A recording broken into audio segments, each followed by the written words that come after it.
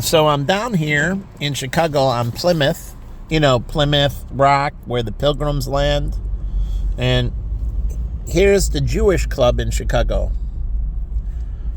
This is opposite the University Club, or you would say the Urban League, too. There are two. This is the Standard Club. And so you got the SC right here. And I was here with Asha, as her firm had a membership here at the Standard Club. And you think they would be, in there putting up, here's where it says the Standard Club, and they would be part of the Bar Association, right? Not Bar Association. The Bar Association's right across the street, actually. So you got the UIC Law School, and I think this building, yes, the Chicago Bar Association.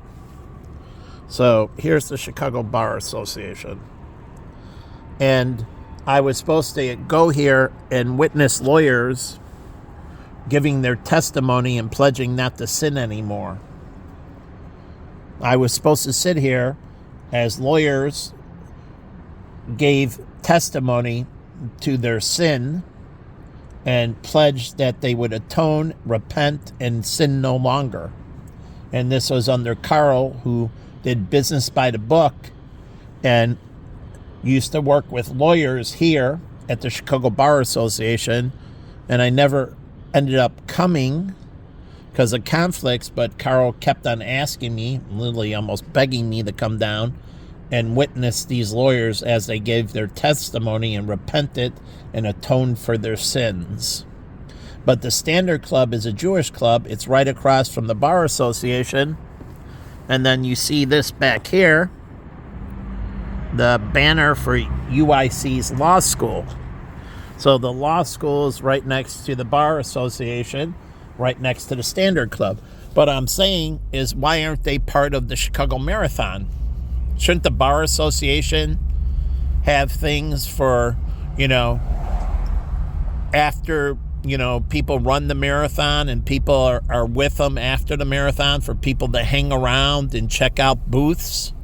So there should be all these booths set up, and people, after they run the marathon, they can walk around and visit different booths like the Chicago Bar Association and talk about runners' rights and how to set up, 5Ks and 3Ks and the legal dealing with zoning and the city, and, if they want to set it up in their town or a half marathon or whatever it may be, and talking about the legalities dealing with runners, and then talking about setting up, and if a runner bumps another runner, truly, what happens to, is there a points penalty, a time penalty?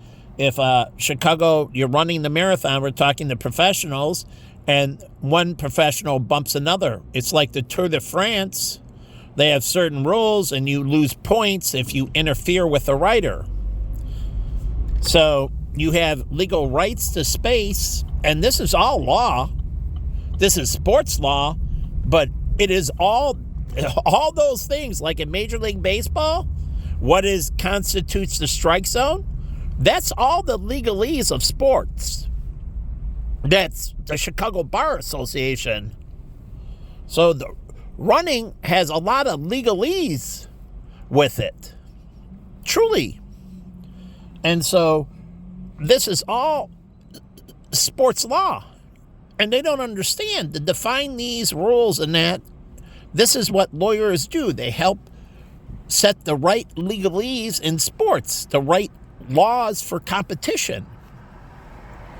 And so being a sports lawyer like Lauren Jiggish should have went into sports law. And I don't understand why she's not in sports law, but again, she's a lawyer, she's a reporter, and she graduated from Harvard, but I don't know. Her father was a football player. You think she'd be in sports law, right?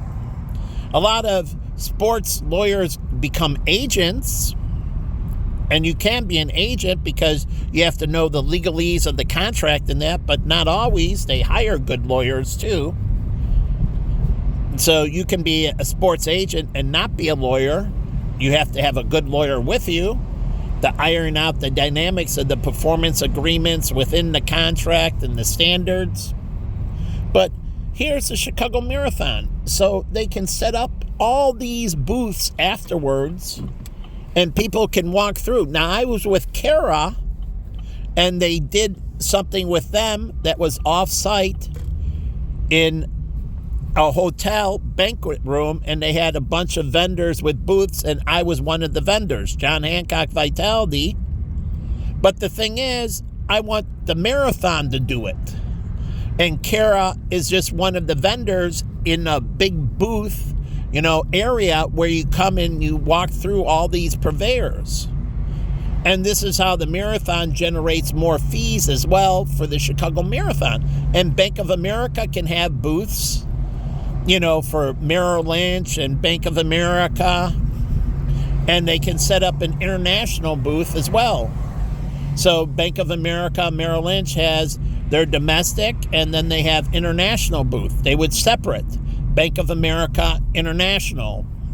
And so you go to the international booth if you're from, say, Japan and you're running the Chicago Marathon, and you're interested in Bank of America and what it does in Japan, you go to the international booth. For Bank of America, it only deals with international stuff. It's separate from the domestic. And so does Merrill Lynch. If they want to open up an account overseas, it's totally different. You got to jump through a lot of, but if they want to open up an account, like the financial exchanges, they can open up the options in that. And how do you trade options in the United States? You have to open up an account at Merrill Lynch. How do you open up that account as a foreigner? And so on, to be able to trade options on the Chicago Stock Exchange or the Chicago Options Exchange, or buy stock on the Chicago Stock Exchange, or buy bonds on. So they can be here at the marathon. They get national exposure. So people come down and they walk through and they can get an experience from the financial district, our consulting groups out here. There's business owners that run the marathon, and there are influential people in companies that run the marathon, and they can walk by Deloitte's booth or KPMG's or Ernst & Young's. And they can recruit as well, but they can also talk about their services. And so understanding that this can be a gateway to more significant things, but it's furthering the runner experience. So you come down here and you're part of it, and then they can give, if you finish the marathon, there's certain rewards. You get, a free massage, or truly, to the runners, there are certain perks if you finish the marathon. Some people run and they don't finish it. Like Marcus had a blister and he was out. He's not access to the bonus. You have to finish the marathon to get the bonus. Incentivizing. And if you finish faster, they can give rewards. So based on your age group and what the average is for that age group, based on fitness level, they can give points if you finish faster.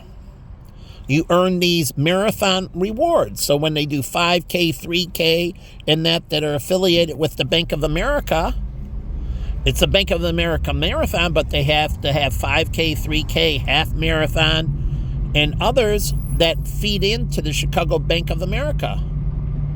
Those are qualifying races that feed in point-wise.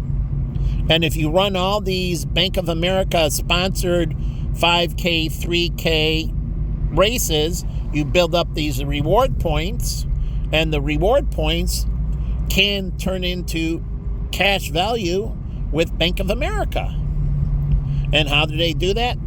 Deeper vendor discounts. Like they have relationships with Panera on that. Instead of a 10% discount, you can use reward points to get a 20% discount at Panera. And so the merchants get something and they get something from the merchant. So it's like a give and take between the two. But you can cash in the reward of points.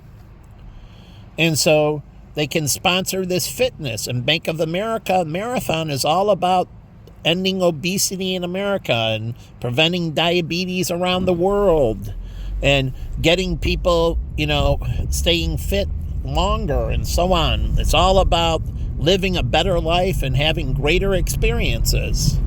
So Bank of America Marathon is sending out the right message.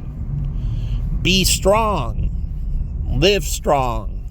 Like Lance Armstrong did. He started the whole Live Strong movement. And so the Bank of America can live strong. So I guess you can find out another way to say it. Live powerful. It doesn't seem to be as fulfilling. It seems to be more domineering when you say power. But live fully. Live, have a life of fulfillment, a life of glory. Live gloriously. Bank of America and living gloriously. And we want your life to be more and more glorious. Through these experiences, build these points and live a more glorious life. It's like John Hancock has vitality. So does Humana have vitality. And before John Hancock got in vitality or Humana, I was with vitality. I had a plan from South Africa, a health plan. Do you know that? I was on the original, when they entered this market, I used to have the vitality plan back in the early 2000s, beginning of the 2000s. I was on vitality, but people don't know this, way before John Hancock got into vitality. Way before Humana. Over a decade before I was involved with vitality. So I know its origins from South Africa, its whole backstory. And I used it myself, the rewards and everything. So I was in it from the beginning. So again,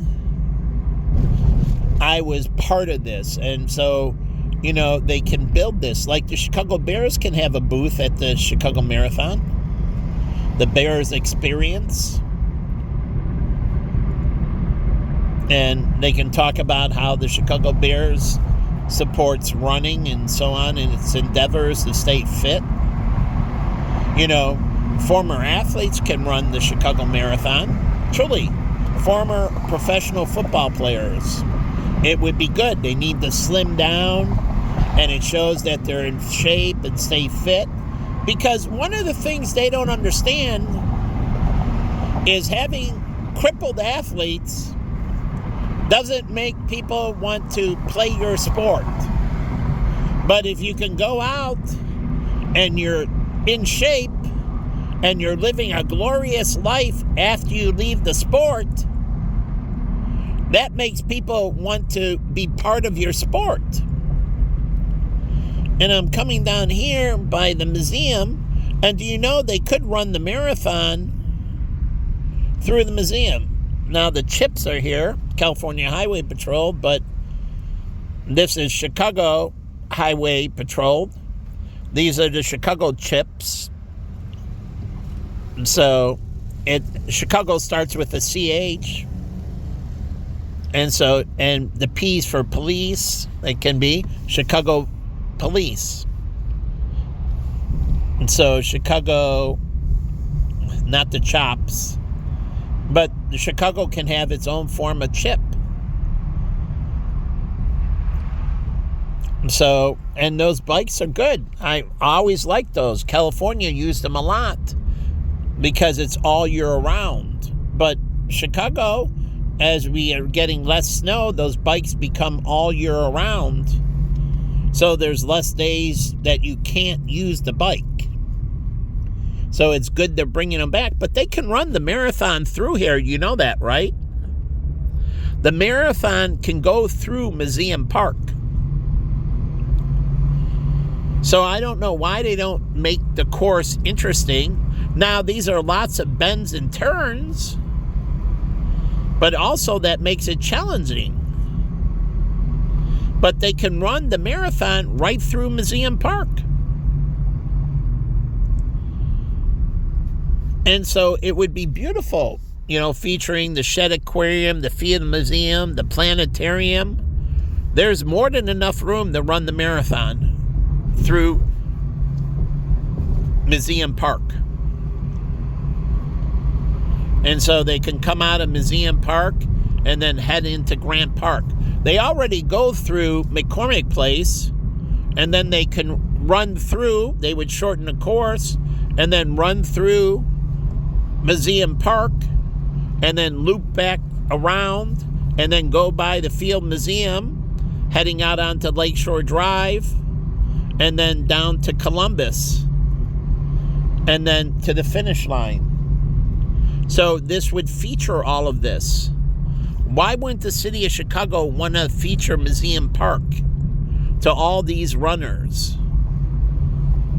And, and the Shed Aquarium can put up stuff in that, and people can come by the Shed after the marathon. So this can be all the Chicago experience afterwards, making this different than any other marathon.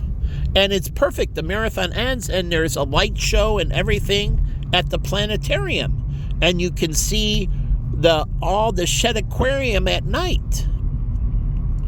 And so why wouldn't they want to feature all of this? And they can have a concert out on Northerly Island, since it's separate.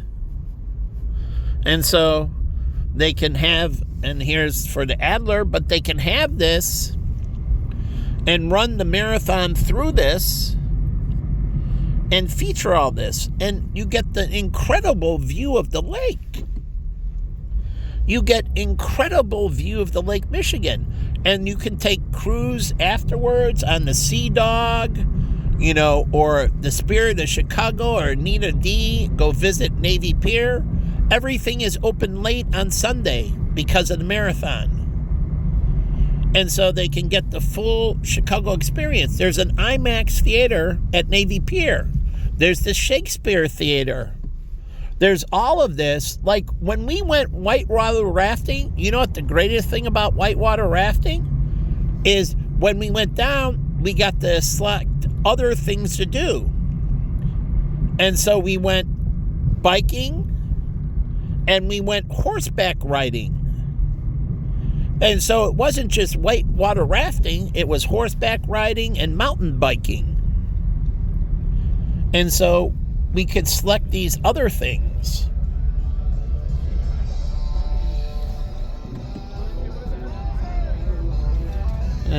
Critical mass.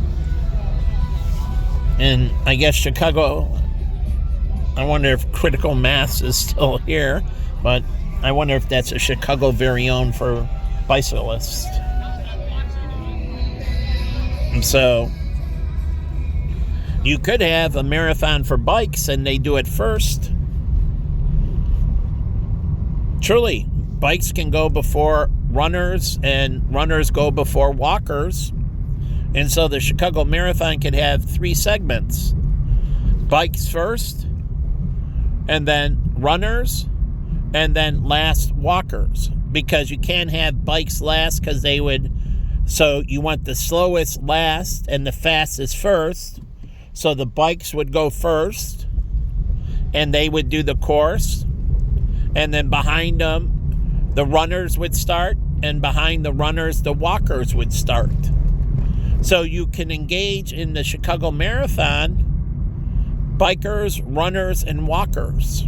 And even in a 5K or 3K or 10K, you can include bikers, runners, joggers, and walkers. And so it can be fully inclusive. And in the walking group, you can walk with your buggy with your kid. So you know how. But in the running group, if they want to run the marathon with their baby, they can run the marathon, and you set up changing tables and that. But it's a different time. You're going to be slower, but they can have the running group for people with kids. As we featured at Lakeview, the one guy runs marathons with that 3-wheel thing with his son. So you can have mothers or fathers take the child for the marathon. And so it's about, 4 hours. So you have, some goo and some quick stuff and so on and changing. But they can set this up and encourage fitness for parents, and they can do it together as a husband and wife and take turns pushing the stroller. The stroller for running. They already have it. And so you would have a parent group and they can run with their child. And so they can do this experience with them and look back on it when they're young. It's something to further their experience.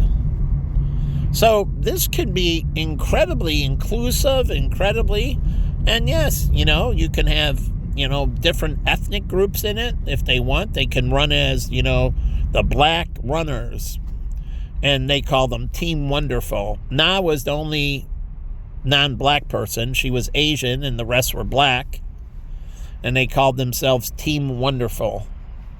I ran with them. Me and Jen went jogging with them in Hyde Park just for a little bit of training, and we ran with Team Wonderful. That's what they called themselves. And it was just a Black Runners Association under the name Team Wonderful, and they were from Hyde Park. So I don't know if they were from the University of Chicago or not. But again, you can have this. So again, they can have, the Mexican consulate can sponsor a running group too from Mexico, and they're running under, the Mexican flag. They can wear it on their shirt. And so they can be sponsored by the Mexican consulate, and you can have all these different consulates sponsor running groups from their country, or the consulate itself can participate in the marathon. Truly, it's good for their employees. And so, the different consulates that are here can participate in the Chicago Marathon. And they can wear, like the Swedish consulate, and they can wear their stuff and about being part of the Chicago Marathon. So again, you can welcome international runners. They should put on the building, we welcome the domestic and international runners to the city of Chicago. May you have a blessed experience. From Blue Cross Blue Shield to you. And then Blue Cross Blue Shield would have a booth afterwards, and they can put, in their building, stop by Blue Cross Blue Shield after the running session, and they can check their pulse and other things and have some brief diagnostic, a courtesy. But again, they can have a doctor there, some doctors and they can do a wellness check after they finish the marathon. Blue Cross, wellness and everything. Stop by our booth if you want a quick fitness evaluation. So again, see how dehydrated you are. And they could do the check because the kid died of dehydration. He did. He had a heart attack and died just before the finish line. But the thing is, they can check your hydration before, Blue Cross Blue Shield, and then at different points, they can, do a quick check of hydration, like at the 10-mile mark. 12 is halfway, it's 26 points, so 13, but 13.5. But again, Blue Cross can be involved in it, and they can see how the marathon is affecting them before, during, and after. And they get demographics that helps them better work with their doctors in that, because Blue Cross, being part of their network, feeding down demographic information to your doctors to help perfect their practices, makes people want to use Blue Cross insurance over United Healthcare. So if Blue Cross is doing it right, they're working with their physicians that are part of the Blue Cross network to give them better demographic information so they can treat their patients with Blue Cross better. And that's how a competitive system works. So you have Prudential here, and they can have Booth, and so on. And so Google is doing big presence, and they can have the Google Runners Experience. Track yourself with the Google cameras along the route. And then, they can put together a media package for you. Google Media Experience. So again, tailgaters, may they burn in hell. But Google can put cameras along the route, and, they can put together this collage, not everywhere, but around the route as they pass these milestones within the route. And they're like, when you enter Chinatown, as example, and you get your image from Google, the little video of you going through Chinatown. And how do they trap it? With your chip.